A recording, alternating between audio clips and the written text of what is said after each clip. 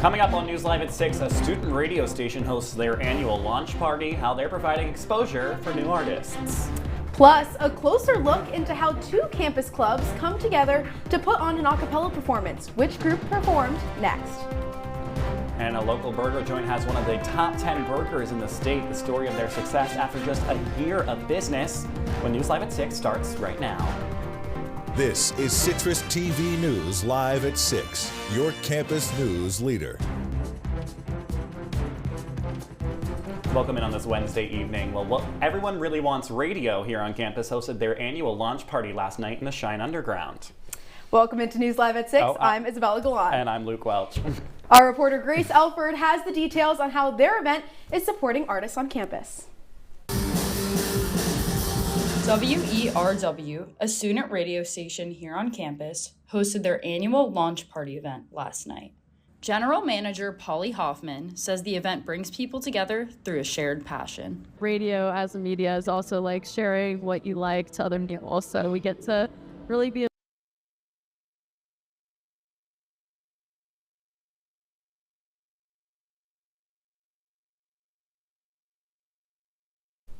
Well, we apologize for those technical difficulties, but Syracuse and other universities across the country are taking part in a day of action for higher education tomorrow. The Coalition for Action is pushing for funding, academic freedom, and civil rights for higher education.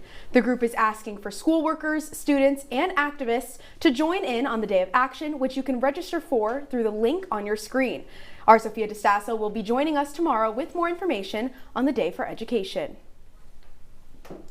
Well, a student a cappella performance took place just last night at Hendricks Chapel, and our reporter Vanessa Shimoni has details on this night of unifying harmonies.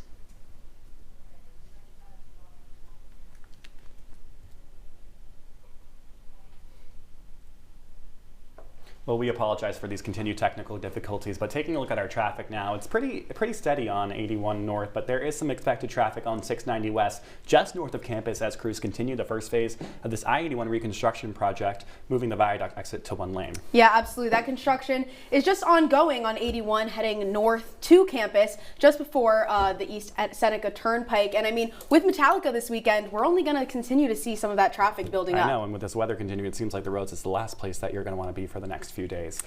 Yes, absolutely. We have our Chloe Breeze. She is live outside in those icy conditions. Yeah. I almost slipped again today. Me too. Thought this weather was going to be over, but Chloe, what can we expect from the weather? Is the snow here to stay? What's it looking like?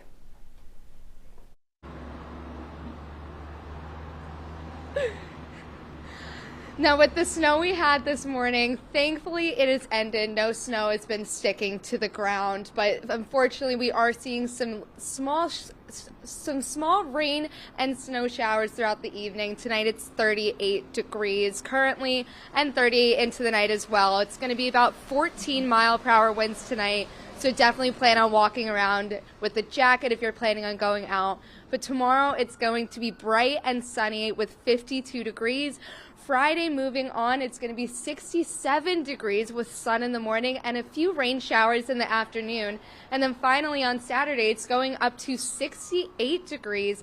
While there will be some rain all day, maybe a little rain jacket is needed. We're finally getting into these warmer temperatures. And I know last week I said we weren't going to be getting snow soon. I apologize for that, but I really feel like now we are done with the snow and we can finally move on to warmer temperatures coming ahead.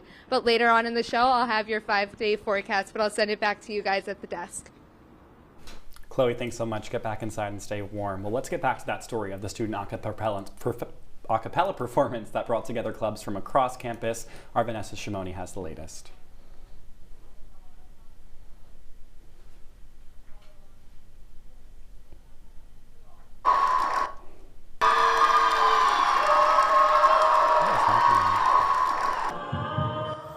This was the crowd's reaction to the Groove Stand a cappella performance that took place just last night at Hendricks Chapel. Groove Stand, along with another SU a cappella group, the Orange Appeal, took the stage for their annual semester invitational. Orange Appeal Group manager Aiden Kim says despite some difficulties, the group was still able to put on a great show. Tough when people have classes and stuff. Typically we do performances on the weekend where everyone's available.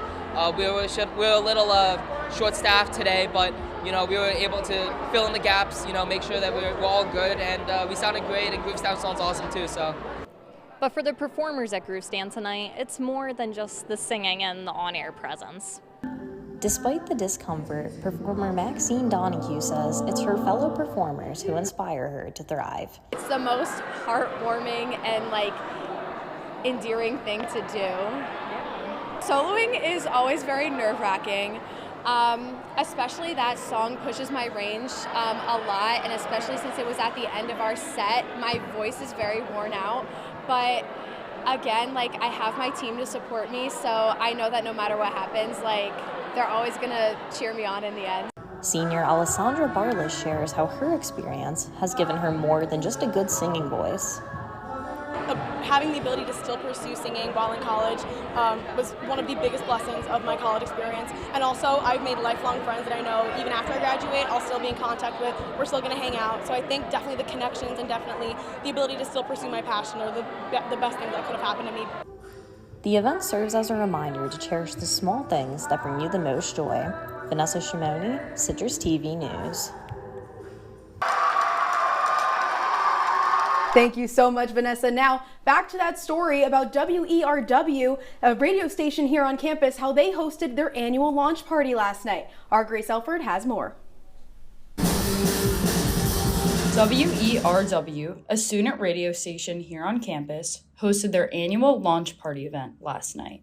General Manager Polly Hoffman says the event brings people together through a shared passion. Radio as a media is also sharing what you like to other people. So we get to really be involved with the community and try to make the music scene even more strong. The event provides an opportunity for the SU community to enjoy live music and unique vendors at a low cost. It brings together the station's DJs who normally don't get to spend time as a group. This is the time when the whole org really comes together, especially the staff team. We're all helping out with launch party, and then the DJs obviously get to come and enjoy the event together. Launch Party gives up-and-coming artists a chance to grow right here on campus. We're not booking these, biggest, craziest acts, so it's a great way for us to kind of get those smaller acts on the rise up and showing them a younger demographic. In addition to a headlining artist, the organization brings in a student opener for the show. For the staff, curating a show people will love is the highlight of the event. People can just enjoy music they may have never heard or get to watch their favorite indie artists if we get them. I just think it's super community oriented with music, which is really cool. I'm very full on my heart because it's artists that I love and I get to actually work in music. Thank you, everyone. Shout out WRW. For CitrusTV News, I'm Grace Elford. Grace, thanks so much. Well, the warning period for the new school bus stop cameras is approaching soon. While the cameras are automated, Mayor Ben Welch says each infraction will be reviewed manually. Starting next Monday, SPD will be issuing warnings by mail for those found illegally passing stop school buses. In a month, those warnings will be replaced by a $250 fine that increases in cost with continued violations. Mayor Welch says the city will make other efforts to improve student safety by installing red light and speed cameras in school zones later this year. Well, if you come back from the Metallica concert this weekend and you're itching for more, listen to this. Jason Newsted, the former Metallica bassist, will play at the Everson Art Museum this July. His band, Newsted and Friends, will take the stage for a benefit concert raising money for the museum and its exhibits. You can see them perform on July 18th and 19th, and tickets can be purchased on the museum's website. The New York State Office of Cannabis Management is launching a campaign aimed to empower adults over the age of 21 to make informed and responsible decisions about drug usage. Starting tomorrow, QR codes linked to the campaign will be placed in public spaces around the state. This includes dispensaries, high-traffic areas, and transit hubs across New York. The goal is to direct people to their website while also informing adults about responsible use. Governor Kathy Hochul announced a $12 million plan to support the state's electric grid. The fund will help accelerate the development of new and emerging electrical solutions and improve overall performance. It would also make it easier to integrate renewable sources such as wind and solar. Hochul says, quote, New York is making modernization a priority and continues to advance the latest technologies that can help to meet the growing energy needs of the state. Well, to the latest now in the case of Messiah Nantwi, the mid-state correctional inmate who died on March 1st. An 11-count indictment was released to the public today, showing 10 correctional officers have been charged for beating Nantwi, who would pass away just hours later at Utica Hospital. Officers Jonah Levy and Kayla Blair are being charged with second-degree murder. The unsealed files say Nantwi endured intense head trauma, amongst other injuries. And to some new details in the killing of inmate Robert Brooks that was caught on an officer body camera. 2 former Marcy Correctional Facility officers are getting more time to consider a plea deal regarding the death of the inmate. Correctional officers Michael D. Fisher and Michael Mashaw are both currently charged with manslaughter after beating Brooks, who died shortly after. This comes after 3 other officers were granted more time to consider their deal as well. 10 former Marcy Correctional Facility staff have been charged in total. When we return, RFK Jr. holds his first press conference as the Secretary of Health and Human Services. We'll tell you what he's choosing to focus on in the coming months. Plus, President Trump and the state of Maine are going to court. We'll tell you why when your campus news leader returns. Welcome to an excellent episode of Live from Studio B.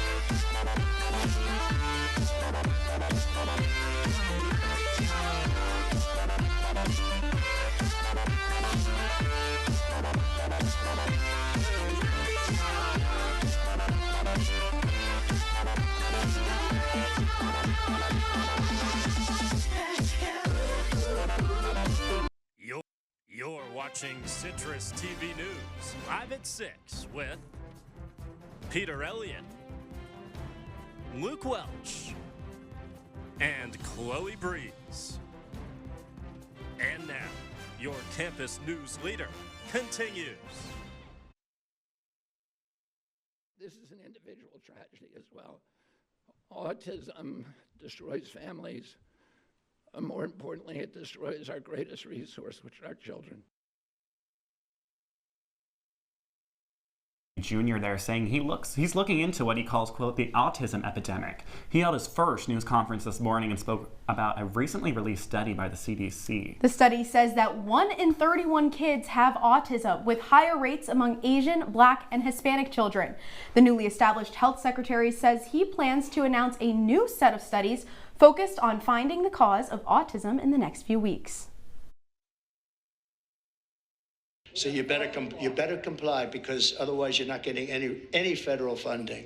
See you in court. Every state, good, I'll see you in court. I look forward to that. That should be a real easy one. That was President Trump and Maine Governor Janet Mills just 2 months ago in stating the participation of transgender athletes and women in sports. Now, the Trump administration is suing the state's Department of Education for not complying with the ban of these athletes. Trump signed an executive order back in February to block transgender women from competing on teams that match their gender identity. Trump says states that don't comply could lose federal funding. Maine isn't the only state involved in a lawsuit against the president. However, California is suing the Trump administration over the recently enacted tariffs. The legal filing is being led by Governor Gavin Newsom and State Attorney General Rob Bonta. The governor announced the lawsuit in his podcast release this morning, saying President Trump does not have the authority to impose tariffs under the Economic Emergency Powers Act. They're asking the court to block the tariffs, saying California is disproportionately impacted compared to other states. California is the largest contributor to the nation's GDP. U.S. District Judge James Boasberg has found that probable cause exists against the Trump administration in criminal contempt. This decision follows the government's transferring of Venezuelan migrants to El Salvador, despite Boasberg's order blocking the deportation. The judge argues that Trump's use of the Alien Enemies Act to deport the migrants defied the court order. He says the Trump administration can avoid legal action by retrieving the migrants who were removed against his orders, or prosecution will go forward. And coming up on News Live at 6, I'll have your 5-day weather forecast. Stick with us.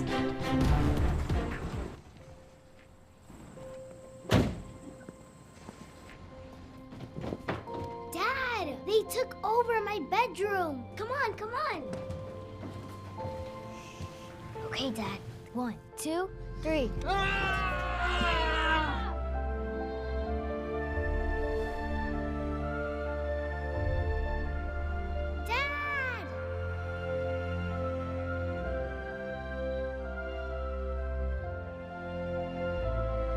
You saved me. Dad? Are you okay? I'm fine, dear.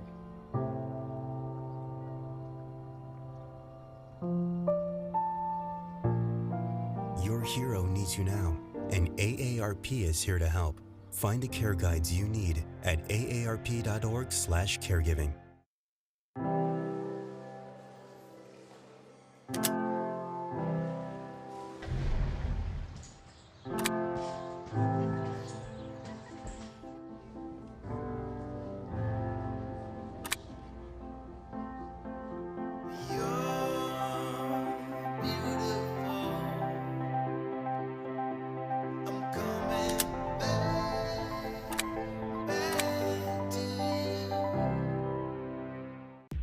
From the CitrusTV Weather Center, this is SU's most accurate weather forecast. Welcome back into News Live at 6. Taking a look at your 5-day weather forecast. As I said earlier, we're going to be getting into much warmer temperatures in the week. Tomorrow we're going to have a high of 52, and it's going to be mostly sunny throughout the day, along with Friday with 67. We'll have some PM rain, but that's all right. Anything's better than snow right now, with a low of 60, which is just awesome. And then Saturday it's going to be a high of 68. We are going to get some rain showers throughout the day, but again, a very nice and warm day. Saturday, we're looking at pretty much the same thing, a high of 50, a lot of sun, and then finally on Monday with 64, again with those afternoon showers. But hey, we're finally getting into those warmer temperatures. Anything's better than snow. But speaking of snow, a lot of people think that the snow that we had today was very late in spring. However, this is not the latest snowfall Syracuse has ever seen. In 1973, the latest snowfall recorded was on May 17th. That's basically summer at this point. And on average, the latest snowfall in Syracuse is April 12th. So it's very common to see snow in Syracuse, but luckily this isn't the latest that Syracuse has seen snow. But we won't be here for that May 17th snow if it ever does come, luckily, but I'm going to be looking forward to these warmer temperatures throughout the week. Bella and Luke, how about you with these warmer temperatures? Wishing they were here right now, honestly. I wish so too. Yeah. But you know what we do have is we do have a really good local burger spot. Yeah, that local hot spot here in Syracuse is redefining what it means to enjoy a burger. They claim to have high quality ingredients and a new take on smashed burgers. Our Abby Tolchin tells us more about this hidden burger joint and how a year after opening, it's already racking upwards. Mother's Cupboard has been open since the 1940s. Mother's Cupboard has been open since the 1940s and has been serving Syracuse locals since. Mother's Cupboard is open weekly 6 a.m. to 1:30 p.m. But if you come here on a Friday or Saturday evening, you may be in for a little bit of a surprise. One day, about a year ago, Pete Green, one of the co-owners of Mother's Cupboard, decided to partner up with his friend Ryan McCammon to start up Get Smashed.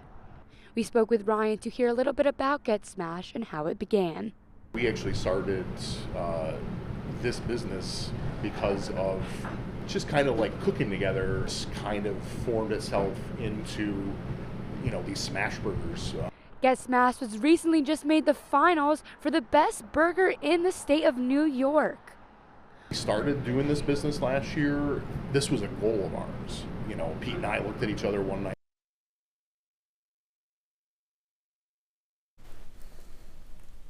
Well, we apologize for these continued technical difficulties. Well, moving on, Nissan Motors says it's aiming to max out production at its largest American plant due to President Trump's 25% auto tariffs. The chairman of Nissan America, Christian Munier, says it does not currently work at max capacity. Nissan's 6 million square foot facility in Smyrna, Tennessee is capable of producing more than 640,000 vehicles a year. However, the facility produced roughly 314,000 vehicles last year. Nissan has not reported when it plans to hit maximum production. Well, staying on the roads, Hertz is now alerting customers that a data hack late last year may have exposed personal data. The rental car company says an analysis of the incident found the breach affected some customers' birth dates, credit cards, and even driver's license data. Hertz says social security numbers, passport information, and Medicare or Medicaid IDs may have been affected for a, quote, very small number of individuals. The company has not disclosed how many customers have had their data stolen. Well, there's been no breach in the Syracuse men's lacrosse lineup right now. Sean Dempsey, what do you have in sports? Thanks, Luke. Syracuse men's lacrosse has another tough test this weekend against number 12 Duke. Find out how the Orange stack up against the Blue Devils when we come back. Jason, let's go see your room.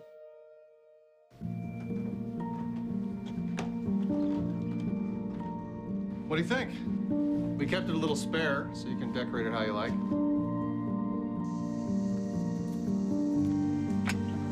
Dinner! Go? Excellent. Soccer is fun. Yeah, I saw you guys out there. We're the family. Yeah! Oh, I thought you were on my team. Wait,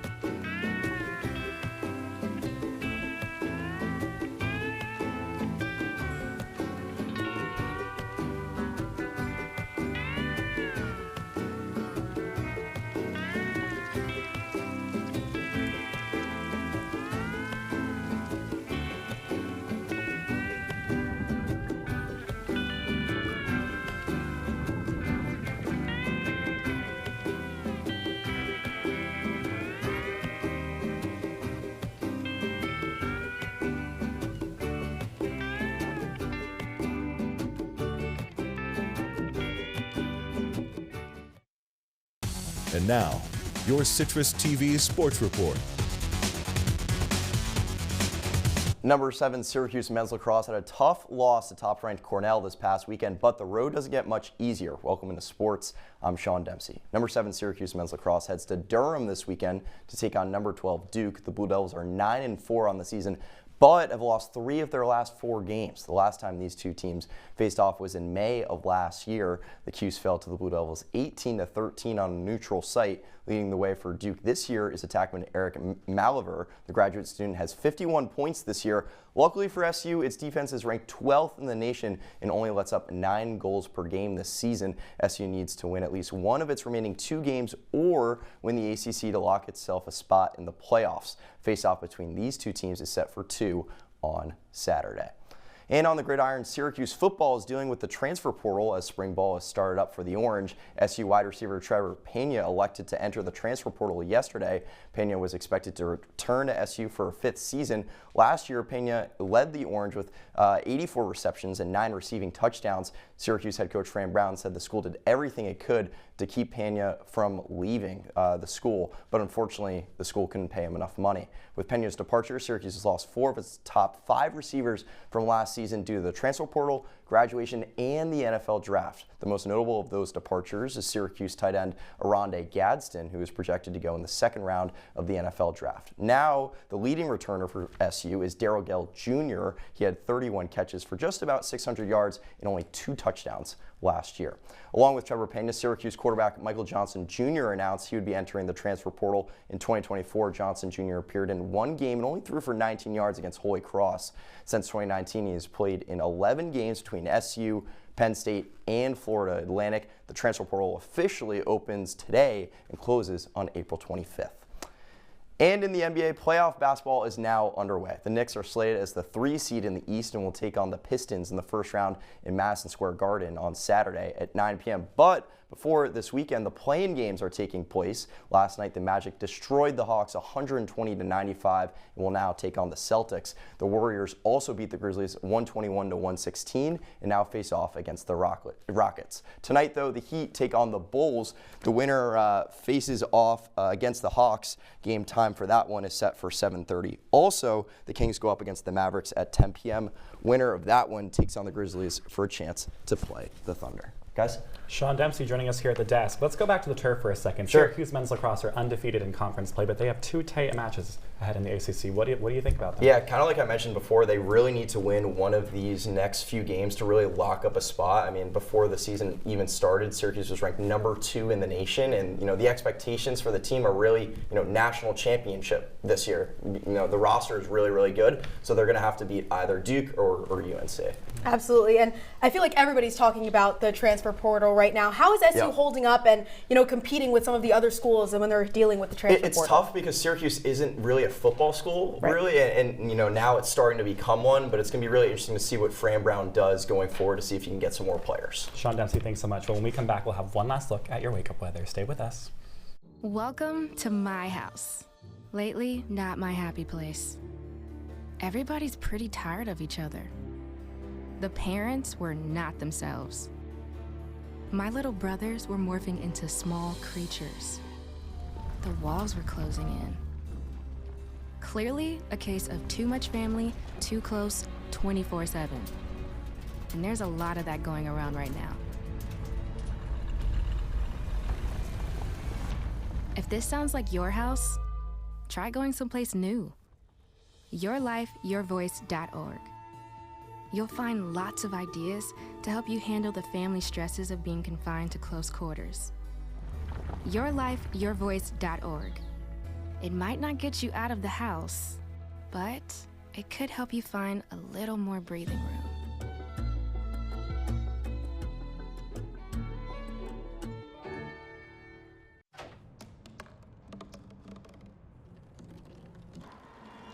Everybody has a dream.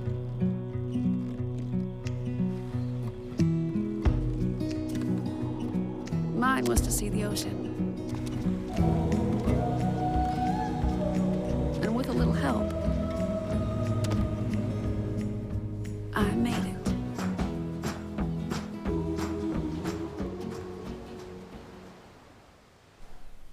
Welcome back into News Live at 6. Taking a look at your wake-up weather. When we wake up around 8 a.m., it's going to be 36 degrees. Moving on into the day at 12 p.m., it's going to be 46 degrees. And finally, to end the day off at 6 p.m., it's going to be about 50 degrees. But it's going to be sunny all day long. A few clouds here and there with only 10-mile-per-hour winds. So I'm planning on not wearing a jacket tomorrow, just a nice sweatshirt.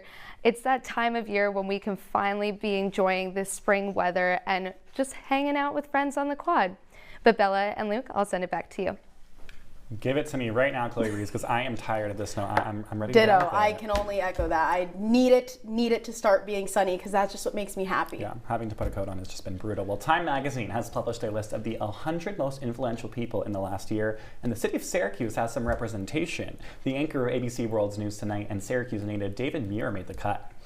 Muir got his start interning for CNY Central at the age of 13, and he now hosts the most watched evening newscast for 7 years in a row. But he's not the only connection to the Salt City. We have ESF professor Robin Wall-Kimmerer and SU alumna Megan Kelly that were also on the list. I mean, this is incredible. Yeah. They always talk about Orange Pride and Syracuse Pride. I mean, how can we not be prideful or super proud of all these people that made it into the top 100 list? Keep racking up those awards, and maybe it'll be us one day. I hope so. I sure hope so. Well, that's CitrusTV News Live at 6 for this Wednesday.